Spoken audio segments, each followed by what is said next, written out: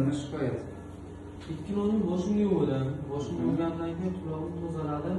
Quloqni tozalagandan keyin shunday bitib qoldi. Qaysi? Chap, eshitish pasayib qoldi. Ko'ramiz hozir. Kamerada ko'ramiz. Nima muammo? Qarab turing o'zidan ko'rasiz.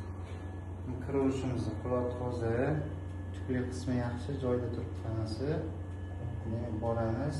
Buni no'g'ri parda, svetовой konuslari bor. Suyak bolg'acha yaxshi. Demak, kir seri hech narsa yo'q. Hammasi joyida. Endi ikkinchi quloqni ko'ramiz. Yo'q, qarab tursangiz, kameramiz yaxshilab ko'ra olamiz. Mana kirdik. Mana quloqda seri. Mana quloq yo'lida seri turib qo'ygan, shu sababli eshitish pasayib qolgan. Nimadan keyin bo'ldi? Ko'latsizmi quloqni? Bu eng katta xatolardan bittasi.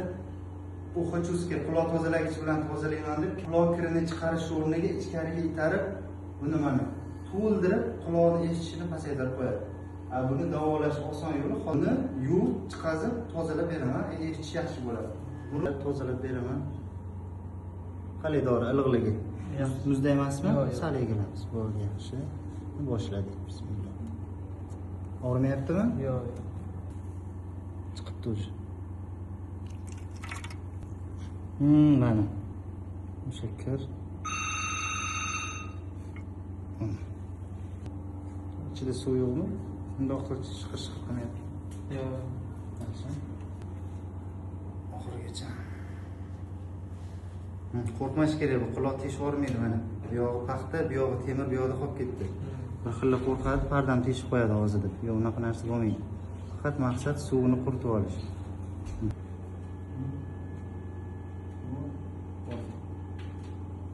Mana quloq soppa sog'lom bo'ldi, mana kirlari chiqib ketdi, toza, hech qanaqa kir yo'q. Eshitish ham yaxshi bo'lib qoldi.